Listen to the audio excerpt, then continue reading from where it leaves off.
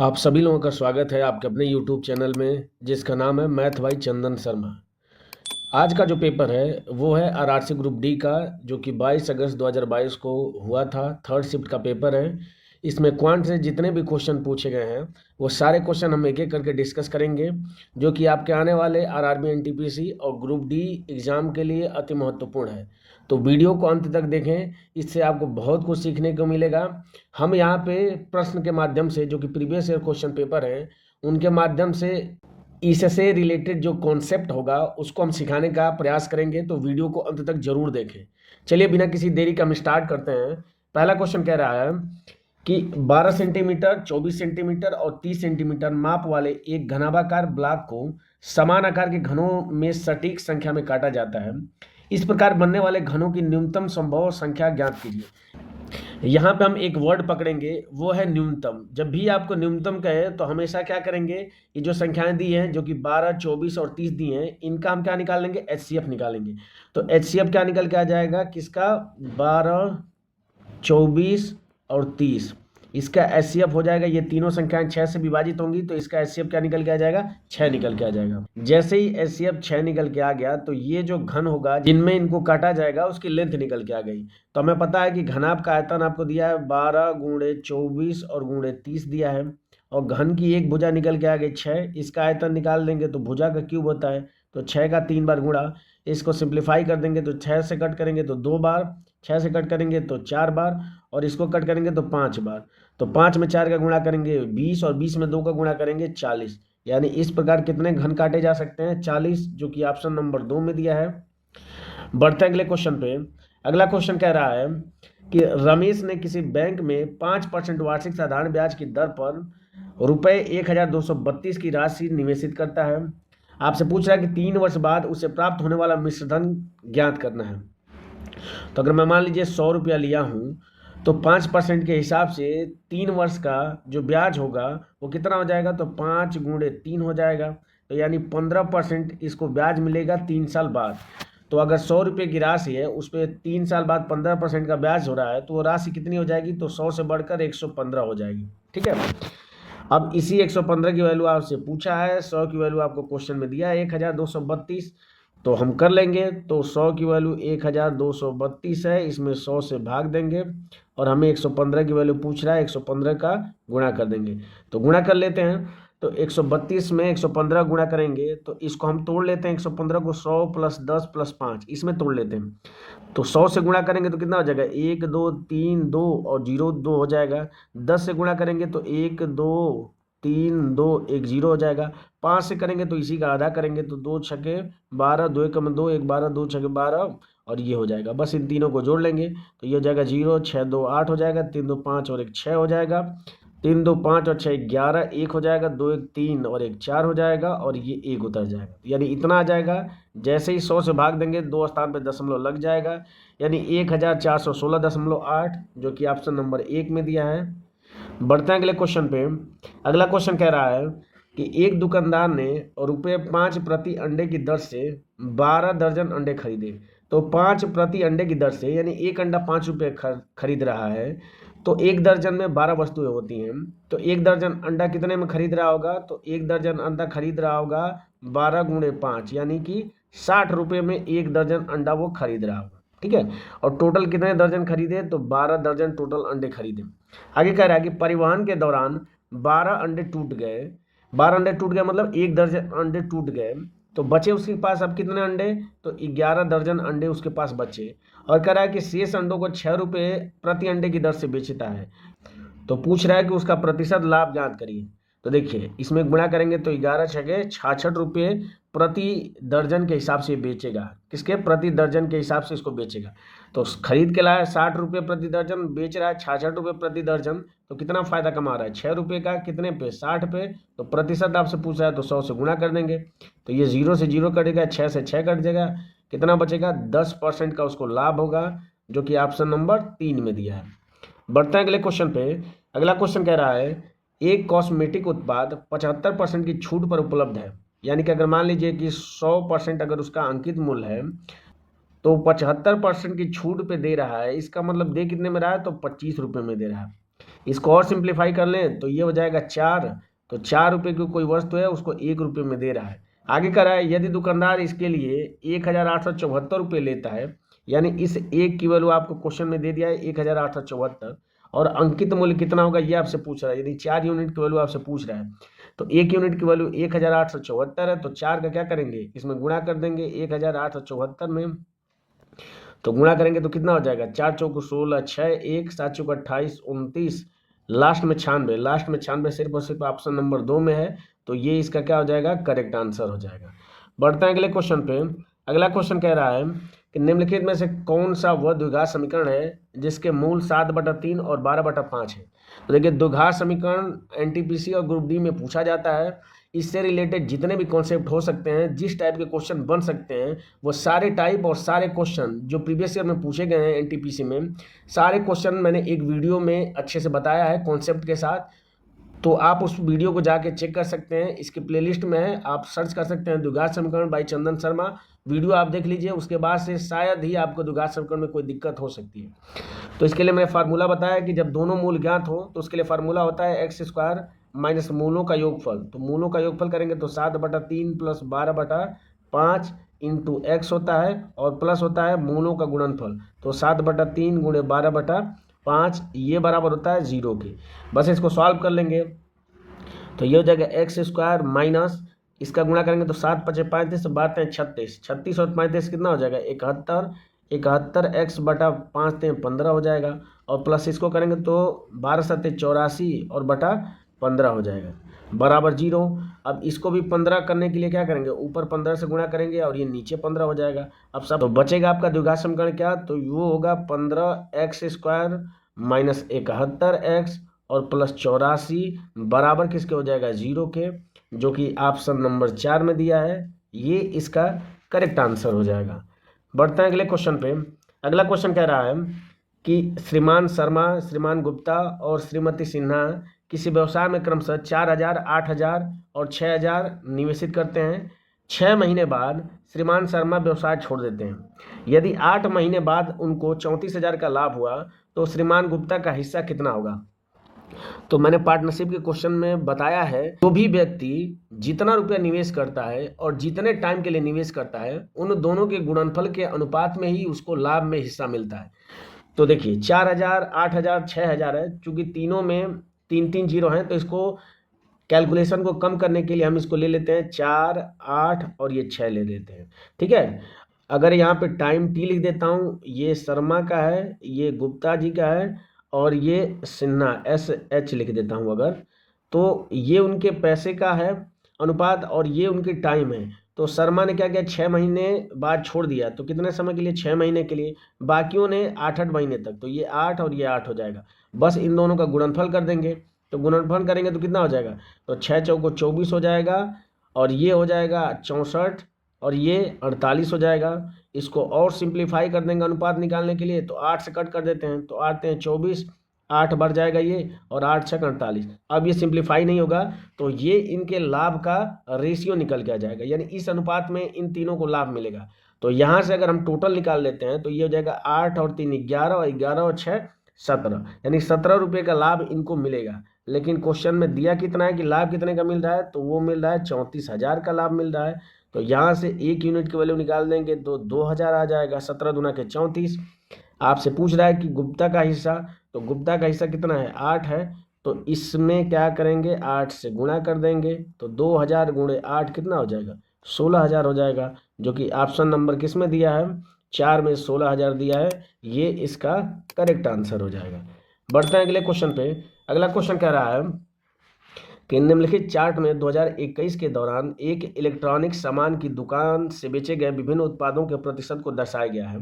ये आपको नीचे ये डायग्राम बनाया गया है। आपसे पूछ क्या रहा है कि 2021 के दौरान उस दुकान से बेचे गए पंखों की संख्या, यानी पंखों की संख्या क्या है, 28% है। बेचे गए ओवन की संख्या से कितनी अधिक है, तो ओवन की संख्या है 8%, तो इससे कितनी अधिक है, तो 20% अधिक है। इसी 20% की वैल्यू आपसे पूछ रहा है। तो देखिए 100% की वैल्यू आपको दिया है 16,800, तो यहाँ से 1% की वैल्यू निकाल देंगे तो ये 0 से 0 आपका कैंसिल हो जाएगा, यानी 1% की वैल्यू 168 निकल के आ जाएगी। तो 20% की वैल्यू 168 में 20 का गुणा कर देंगे, तो ये हो जाएगा 0, 8 दूना के 16, 6, 6 दूना के 12, 3, 1, 2 के में 2 और 1 3, यानी कि 3,360 रुपये क्या हो जाएगा, उससे अधिक होगा, जो कि ऑप्शन नंबर 1 में दिया है। बढ़ते हैं अगले क्वेश्चन पे।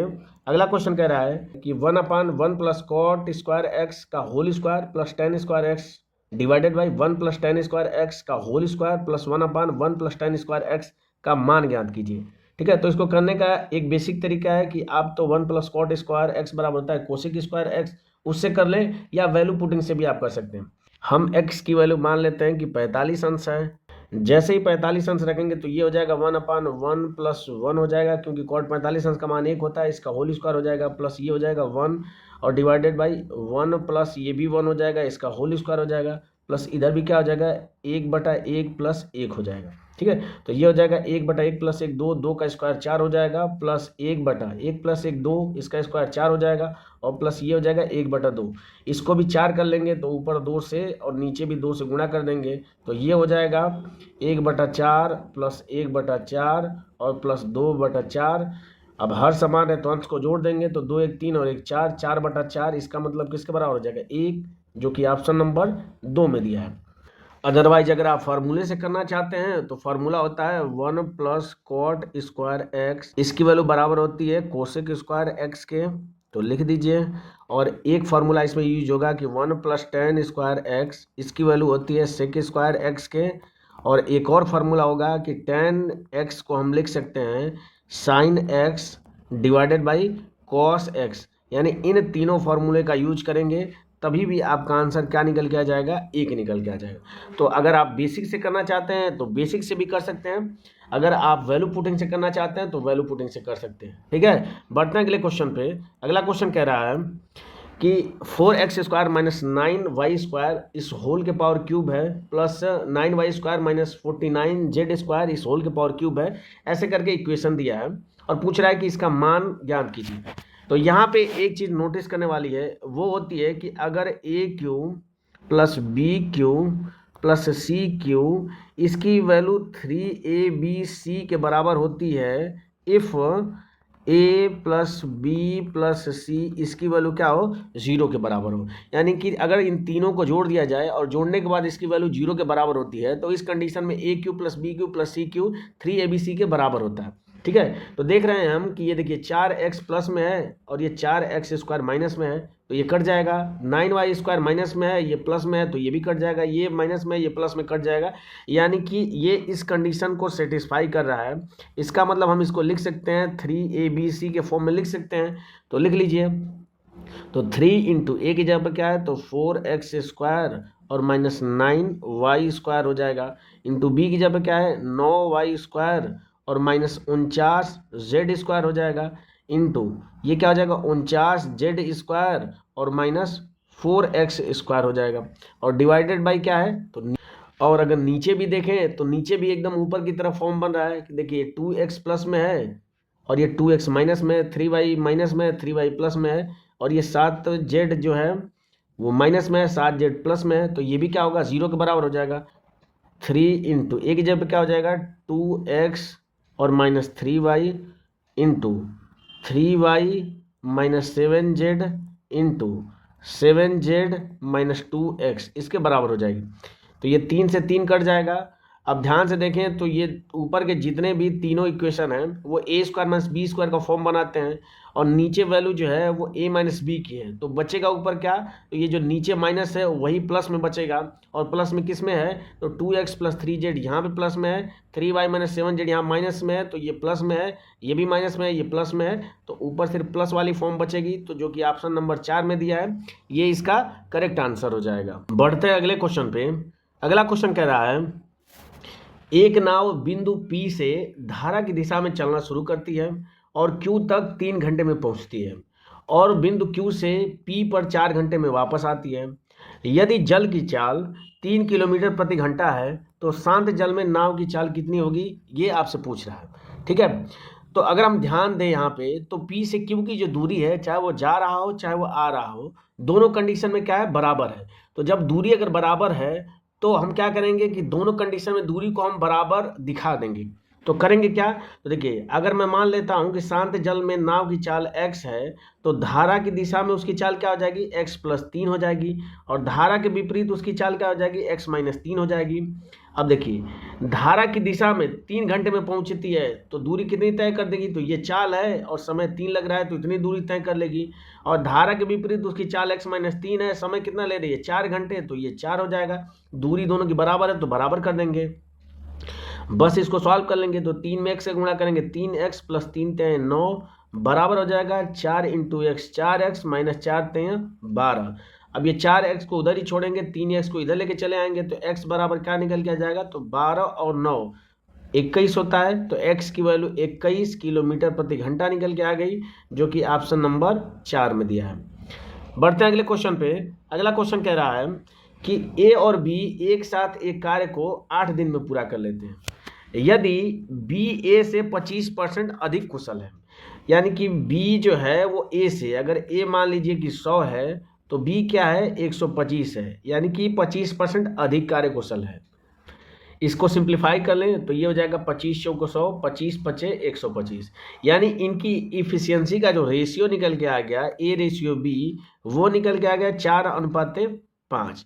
ठीक है, क्वेश्चन में कह रहा है कि A और B एक साथ कार्य को 8 दिन में पूरा कर सकते हैं, तो एक साथ इनकी इफिशियंसी क्या हो जाएगी, दोनों जुड़ जाएगी, तो 4 और +5 कितना हो जाएगा, 9 इफिशियंसी से 8 दिन में कर देते हैं तो ये टोटल कार्य निकल के आ जाएगा।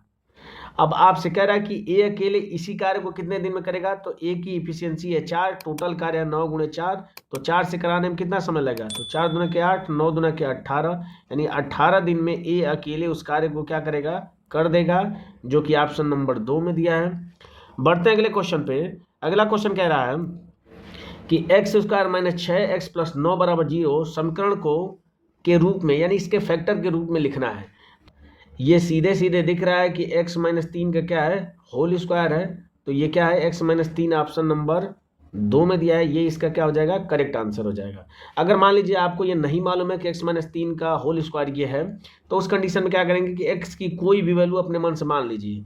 तो x की वैल्यू अगर मान लीजिए मैं 1 मान लेता हूँ, तो इसकी वैल्यू किसके बराबर हो जाएगी, तो लिख लेता हूँ x² - 6x + 9, इसकी वैल्यू किसके बराबर हो जाएगी, x की वैल्यू 1 रखेंगे तो ये 1 का स्क्वायर 1, और ये हो जाएगा -6, तो 9 और 1 10, और 10 में से 6 घटाएंगे तो कितना आना चाहिए, 4, यानी कि x की वैल्यू अगर 1 रखें तो प्लस में 4 आंसर आना चाहिए। तो देख लेते हैं किस ऑप्शन में आ रहा है। तो यहाँ पे 1 रखेंगे तो ये हो जाएगा -1 हो जाएगा, और यहाँ पे 1 रखेंगे तो -2 का स्क्वायर हो जाएगा 4 हो जाएगा, और 4 में -1 का गुणा करेंगे तो माइनस में आ रहा है, तो ये आंसर नहीं होगा। इसको चेक कर लेते हैं। x की वैल्यू अगर हम 1 रखेंगे तो ये 4 हो जाएगा, और 4 का स्क्वायर 16 हो जाएगा, तो ये भी नहीं होगा। x की वैल्यू अगर इसमें 1 रखते हैं तो ये हो जाएगा -1 और गुणे -2, यानी +2 आ रहा है, तो कोई भी आंसर सिवाय 2 के सेटिस्फाई नहीं कर रहा है। तो आप वैल्यू पुटिंग के माध्यम से भी इस क्वेश्चन को कर सकते हैं अगर आपको फैक्टर न मालूम हो तो। बढ़ते हैं अगले क्वेश्चन पे। अगला क्वेश्चन कह रहा है कि आपको एक इक्वेशन दिया और कह रहा है कि इसको सरल करना है। ठीक है, तो अगर इस तरह के क्वेश्चन हो तो आप वैल्यू पुटिंग से इसको आसानी से कर सकते हैं। यहाँ पे भी हम x की वैल्यू 1 मान लेते हैं, तो 1 मानेंगे तो कितना हो जाएगा, 3/2 हो जाएगा, +2 हो जाएगा, -3/2, और प्लस हो जाएगा 1/2 -6 + 1/2। इसको सॉल्व कर लेते हैं तो ये माइनस और प्लस कट जाएगा, 1/2 और 1/2 1 के बराबर हो जाएगा, और 1 और 2 3 हो जाएगा। 6 में से 3 जब घटाएंगे तो 3 आ जाएगा, चूंकि 6 के आगे माइनस है तो -3 इसका आंसर आना चाहिए अगर x की वैल्यू 1 रखते हैं तो।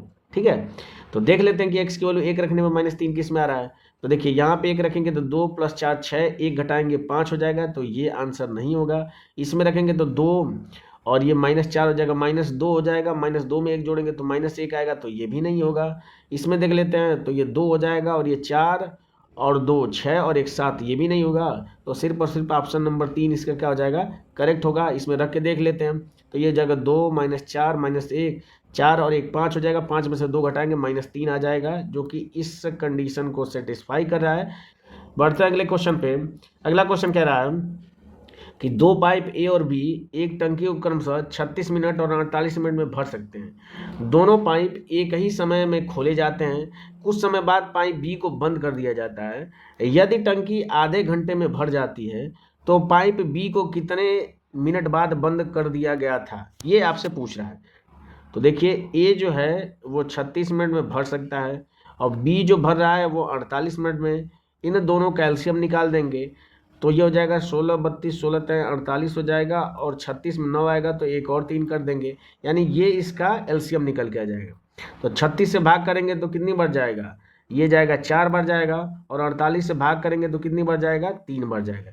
यहाँ से ए की इफिशियंसी 4 यूनिट निकल के आ गई और बी की 3 निकल के आ गई। अब देखिए एक चीज नोट करने वाली है कि आधे घंटे तक ए जो है वो पूरा चला है। तो अगर आधे घंटे यानी कि 30 मिनट तक ए चला है तो 30 मिनट में कितना भर दिया होगा, तो इसकी इफिशियंसी है 4, तो 4 इफिशियंसी से 30 मिनट में 120 ये कार्य कर दिया होगा, ठीक है। और टोटल कार्य कितना है, तो इन तीनों का गुणा करेंगे तो 3 3 9 और 16 9 144 होता है, यानी टोटल कार्य 144 है और ए ने 120 कर दिया है। तो बचा कार्य कितना हो जाएगा, इसमें से 144 में से 120 घटा देंगे, यानी कि 24 यूनिट का कार्य बचा होगा जो कि बी किया होगा। और बी की इफिशियंसी है 3, तो 3 के हिसाब से 24 कार्य करने में इसको कितना समय लगा होगा, तो 8 मिनट लगा होगा। इसका मतलब ये है कि बी 8 मिनट चलने के बाद से बंद हो गया होगा। तो ऑप्शन 3 इसका क्या हो जाएगा, करेक्ट हो जाएगा। बढ़ते हैं अगले क्वेश्चन पे। अगला क्वेश्चन कह रहा है कि दो मित्र अनुज और मैथ्यू की मासिक आय का अनुपात है 5:7। तो मैं मान लेता हूँ ये इनकी इनकम हो गई, ये अनुज को ए लिख लेता हूँ और मैथ्यू को एम लिख लेता हूँ। तो इनकी आय का अनुपात 5:7 है और उनमें से प्रत्येक हर महीने 10,000 की बचत करता है। तो उनकी सेविंग का जो अनुपात हो जाएगा, चूंकि दोनों 10-10 हज़ार कर रहे हैं तो 1:1 उनकी सेविंग आ जाएगी। यदि उनके व्यय का अनुपात, व्यय मतलब एक्सपेंडिचर यानी ई अगर इसको ले लेता हूँ तो व्यय का अनुपात है 2:3 है, ठीक है। तो अनुज की आय आपसे पूछ रहा है कितनी होगी। तो देखिए अगर मैं मान लेता हूँ कि अगर इसकी आय 5 है और इसकी आय 7 है और व्यय अगर ये 2 करता है और ये 3 करता है, तो सेविंग ज्ञात करने के लिए अगर इनकम में से एक्सपेंडिचर माइनस कर देंगे तो 5 में से 2 माइनस करेंगे तो 3 आएगा, 7 में से 3 माइनस करेंगे तो 4 आएगा, यानी कि 3:4 उनकी सेविंग आ रही है। लेकिन उनकी सेविंग तो बराबर है, इसका मतलब इसको हमें क्या करना पड़ेगा, बराबर करना पड़ेगा। और बराबर करने के लिए सबसे बढ़िया तरीका ये होता है कि इन दोनों के बीच जो गैप है उसको बराबर कर दीजिए। तो देखिए 5 और 7 के बीच में 2 का गैप है और यहाँ पे 2 और 3 के बीच में 1 का गैप है। तो इस 1 को 2 बनाने के लिए क्या करेंगे, 2 से गुणा कर देंगे। तो जैसे ही 2 से गुणा करेंगे तो ऊपर अनुपात 5:7 है, ये नया अनुपात क्या निकल के आ जाएगा, तो 2 दूना के 4 और 3 दूना के 6, ये नया अनुपात निकल के आ जाएगा इनके व्यय का। अब देखिए अगर 5 में से 4 घटाएंगे 1 हो जाएगा, 7 में से 6 घटाएंगे 1। अब इनकी जो बचत है वो बराबर आ गई है और जैसे ही बचत बराबर आ जाए तो यानी इस एक की वैल्यू आपको क्वेश्चन में कितना दिया है कि 10,000 दिया है और आपसे पूछ क्या रहा है कि अनुज यानी अनुज का इनकम हमने 5 माना, इस 5 यूनिट की वैल्यू पूछ रहा है। तो 10,000 में 5 का क्या करेंगे, हम गुणा कर देंगे तो आंसर क्या निकल के आ जाएगा, 50,000, जो कि ऑप्शन नंबर 2 में दिया है। बढ़ते हैं अगले क्वेश्चन पे। अगला क्वेश्चन कह रहा है कि एक गोले की त्रिज्या में 2 सेंटीमीटर की वृद्धि करने पर उसके पृष्ठीय क्षेत्रफल में 704 सेंटीमीटर स्क्वायर की वृद्धि होती है। पाई का मान आपको 22/7 लेना है। तो पूछ रहा है कि वृद्धि से पहले गोले की त्रिज्या कितनी थी। तो मैं मान लेता हूँ कि गोले की त्रिज्या r है, तो गोले का पृष्ठीय क्षेत्रफल होता है 4πr² होता है, ये स्टार्टिंग का था। अब देखिए 2 सेंटीमीटर की अगर उसमें वृद्धि हो रही है तब ये क्षेत्रफल क्या हो जाएगा, इसका पृष्ठीय क्षेत्रफल, तो 4π और ये हो जाएगा r+2 और इसका होल स्क्वायर हो जाएगा। और इसमें से अगर इसको घटा देंगे तो ये किसके बराबर है, तो 704 के बराबर है। इसको सॉल्व कर लेते हैं तो दोनों में 4π कॉमन है, तो इधर क्या करेंगे 4π से भाग दे देंगे तो इधर बचेगा r+2 का होल स्क्वायर माइनस r² बराबर हो जाएगा 704/4 और पाई की वैल्यू 22/7 लेनी है तो 22 नीचे और ऊपर 7 हो जाएगा। अब इसको सिंप्लीफाई कर देते हैं तो 4 से कट करेंगे तो 4 एकम में 4, 3 30, 4 7 28, 2 24, 4 6 24। 11 से कट करेंगे तो 11 दूना के 22, 11 का में 11 और 6, 11 6 के 66। फिर 2 से कट करेंगे तो कितना हो जाएगा, 2 8 16, यानी 8 × 7 निकल के आ जाएगा। और 8 में 7 का गुणा करेंगे तो क्या हो जाएगा 56, यानी r+2 का whole square minus R square, इसकी वैल्यू 56 के बराबर आ गई। ये A square minus B square के फॉर्मूले पे है, तो इसको रख देंगे तो एक ब्रैकेट में a प्लस बी और दूसरे ब्रैकेट में हो जाएगा a माइनस बी, तो r+2 माइनस आर हो जाएगा, ये बराबर है 56 के। अब देखिए ये r से r कट जाएगा, इसे 2 से भाग करेंगे तो कितनी बार जाएगा, 2 दूने के 4, 2 8 16, 28 बढ़ जाएगा। और r प्लस आर 2r+2 इसकी वैल्यू 28 है, तो 2r की वैल्यू क्या निकल के आ जाएगी 26, 28 में से 2 घट जाएगा, तो r की वैल्यू 26 में 2 से भाग करेंगे तो 13 सेंटीमीटर त्रिज्या निकल के आ जाएगी, जो कि स्टार्टिंग में थी जिसको हमने r माना था। तो इसका correct answer option number 1 13 centimetre हो जाएगा। बढ़ते हैं अगले क्वेश्चन पे। अगला क्वेश्चन कह रहा है कि निम्नलिखित लाइन ग्राफ को ध्यानपूर्वक आपको पढ़ना है। ये आपको दे दिया गया है, मूल्य जो है वो करोड़ में दिया गया है और जो मात्रा है कंटेनर की वो आपको नीचे दी गई है। आपसे क्वेश्चन पूछ रहा है कि यदि 2020 में प्रति कंटेनर बेचे गए माल की औसत मूल्य 2019 में प्रति कंटेनर बेचे गए माल के औसत मूल्य के बराबर था, तो 2020 में कुल निर्यात का मूल्य लगभग कितना था। 2019 में ये इसकी मात्रा है और ये इसका मूल्य है, तो औसत निकालने के लिए मात्रा में हम क्या करेंगे, मूल्य से भाग दे देंगे, तो 280/130 हो जाएगा। ये बराबर किसके है, मूल्य आपसे पूछ रहा है, इसको मैं x मान लेता हूँ, मात्रा इसमें कितनी है 180 है, तो बटा 180 कर देंगे। यहाँ पे 350 से कोई मतलब नहीं है, क्योंकि ये इसका मान पूछ रहा है, दिया भले से 350 है पर इसका कोई मतलब नहीं है क्योंकि इसी की वैल्यू पूछ रहा है। तो यहाँ से x का मान बस हम निकाल देंगे, यहाँ से x का मान निकल के आ जाएगा 28 का 180 में गुणा हो जाएगा, तो 28 × 180 और इसमें 13 से भाग दे देंगे। तो चूंकि आंसर जो पूछ रहा है वो लगभग में पूछ रहा है, तो हम लगभग में निकाल देते हैं। तो अगर 13 से भाग करें 28 में तो 2 बार जाएगा, 13 दूना के 26 यानी 2 से थोड़ा सा अधिक, और 2 में 18 का गुणा करें तो 36 यानी 36 से अधिक आंसर आना चाहिए। तो 36 से थोड़ा सा अधिक किस में है, सिर्फ और सिर्फ ऑप्शन नंबर 4 36 से थोड़ा अधिक है, तो 387 करोड़ इसका आंसर हो जाएगा। बढ़ते हैं अगले क्वेश्चन पे। अगला क्वेश्चन कह रहा है कि दी गई आकृति में L और M समानांतर हैं और P एक तिर्यक रेखा है, तो आपसे पूछ रहा है कि कोण 1 का माप कितना होगा, यानी इस कोण का माप कितना होगा। जब दो समांतर रेखाओं को एक तिर्यक रेखा काटती है तो संगत कोण बराबर होते हैं, यानी ये जो कोण होगा वो इस कोण के क्या होगा, बराबर होगा। यहाँ से हम x + 80 इसको बराबर कर देंगे 2x + 10 के, इसे 10 को इधर लाएंगे तो x की वैल्यू 70 निकल के आ जाएगी, और जैसे ही x की वैल्यू 70 निकल के आ जाएगी तो इस कोण का माप कितना हो जाएगा, तो 70 + 80 150 अंश हो जाएगा। और जैसे ही इस कोण का मान 150 अंश हो गया तो कोण 1 का मान भी 150 अंश हो जाएगा, क्योंकि जब दो रेखाएं एक दूसरे को तिर्यक काटती हैं तो शीर्षाभिमुख कोण आमने सामने के जो कोण होते हैं वो क्या होते हैं, बराबर होते हैं। तो इस वजह से अगर ये 150 अंश है तो कोण 1 भी क्या होगा, 150 अंश होगा। तो ऑप्शन नंबर ए इसका करेक्ट आंसर हो जाएगा। बढ़ते हैं अगले क्वेश्चन पे। अगला क्वेश्चन कह रहा है कि एक 2 अंक की संख्या के अंकों का योग 9 है, यदि इस संख्या का मान इसके इकाई अंक से 5 गुने से 6 अधिक है तो संख्या ज्ञात कीजिए। तो जब भी इस तरह के क्वेश्चन आते हैं, जब भी मैं इस तरह के क्वेश्चन कराया भी हूँ तो मैंने हमेशा बताया है कि हमेशा ऑप्शन से करते हैं, क्योंकि इस तरह के क्वेश्चन को ऑप्शन से करने के अलावा कोई बढ़िया तरीका हो ही नहीं सकता है। तो जैसा बोल रहा है उस हिसाब से देख लीजिए।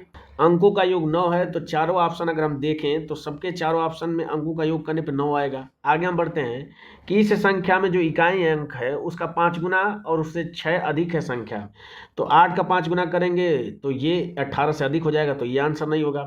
5 का 5 गुना करेंगे तो 25 और 25 में 6 जोड़ेंगे 31 45 नहीं होगा, तो ये भी नहीं होगा। 36 में 6 का 5 गुना करेंगे 30 हो जाएगा, और 30 में 6 जोड़ देंगे तो 36 हो जाएगा, तो बिल्कुल ये ऑप्शन नंबर 4 इसको सेटिस्फाई कर रहा है।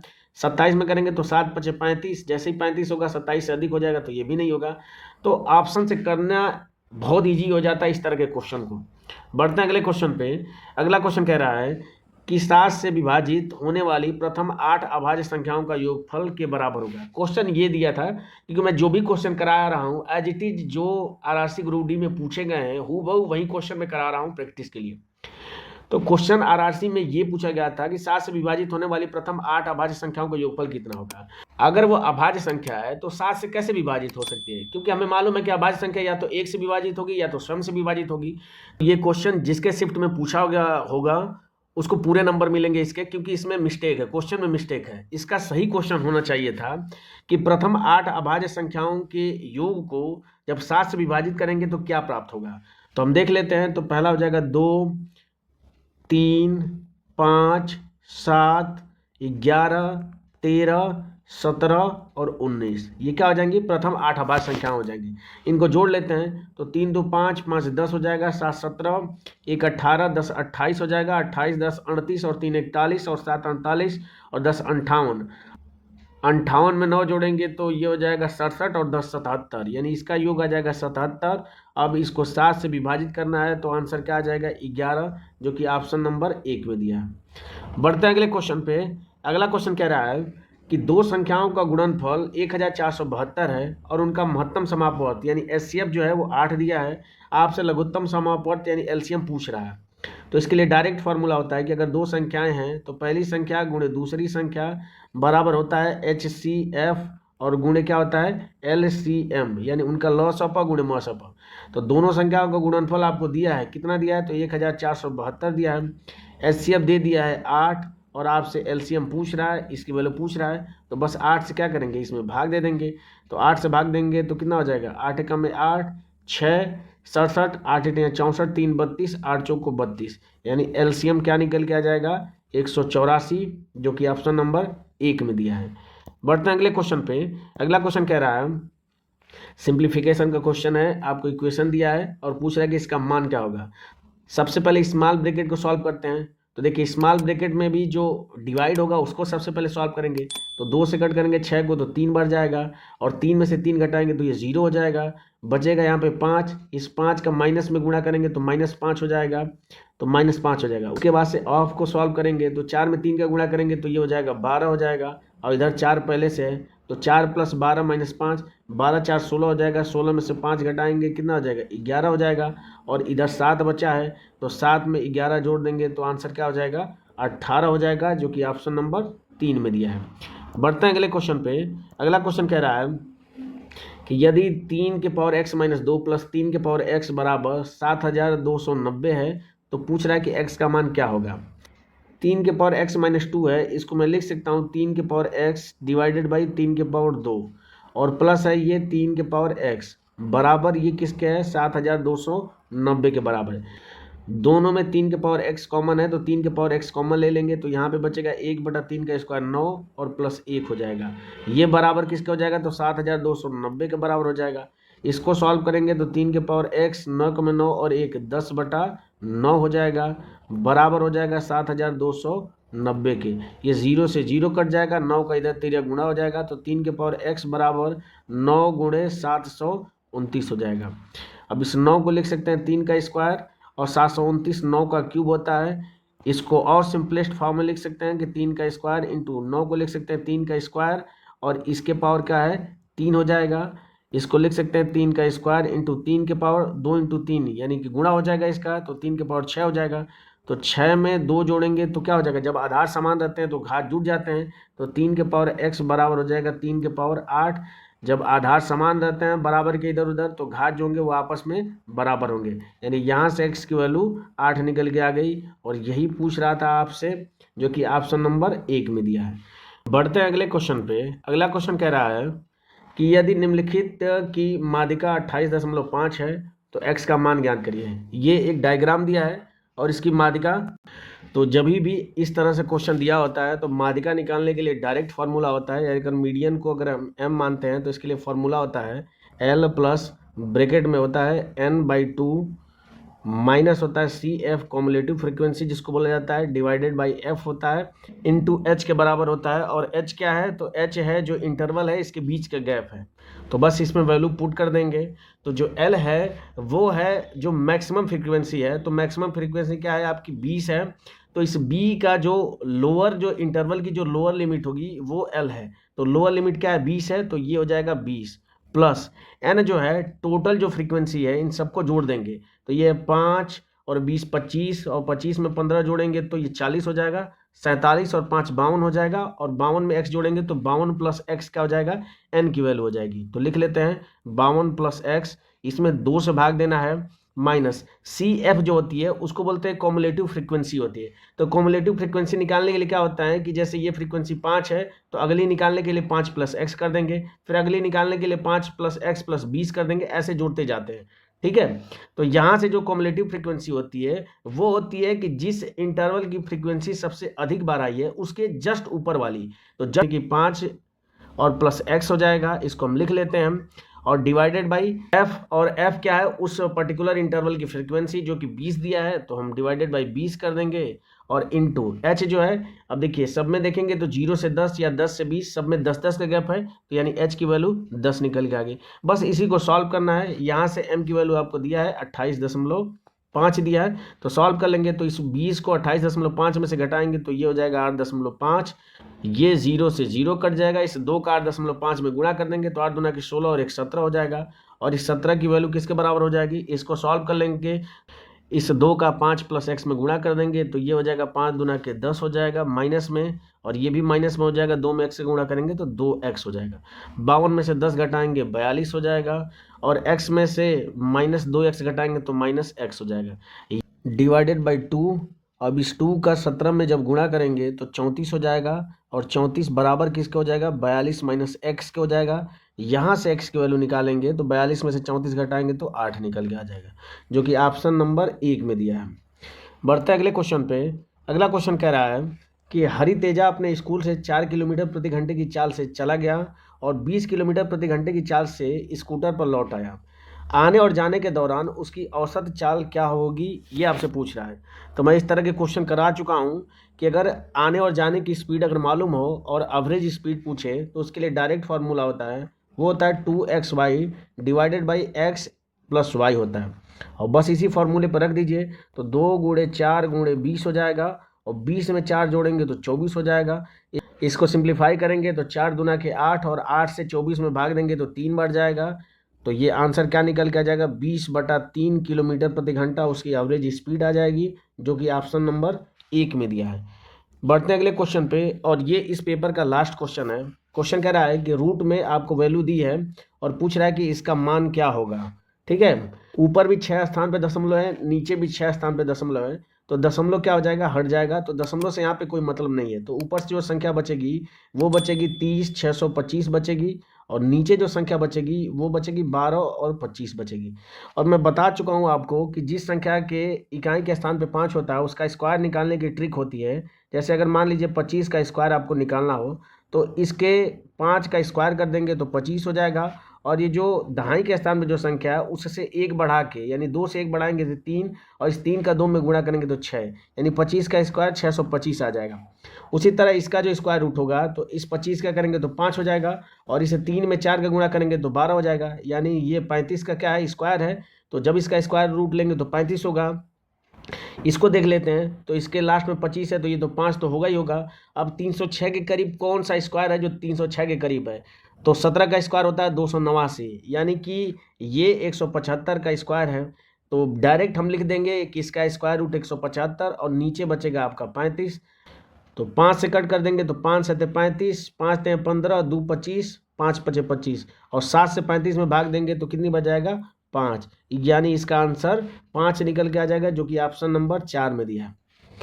तो इस तरीके से हमने जो पेपर था 22 अगस्त 2022 को आरआरसी ग्रुप डी का हुआ था, उसमें क्वांट के जितने भी महत्वपूर्ण क्वेश्चन पूछे गए थे उसको कॉन्सेप्ट के साथ हमने एक एक करके डिस्कस कर दिया।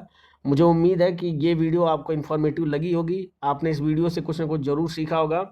अगर वीडियो पसंद आए तो लाइक ज़रूर करें, आप अपने दोस्तों के साथ शेयर भी कर सकते हैं। अगर आप इस चैनल पर पहली बार विजिट किए हैं तो चैनल को सब्सक्राइब करना ना भूलें। मिलते हैं आपसे अगले पेपर में अगली वीडियो के साथ, तब तक के लिए जय हिंद और बाय।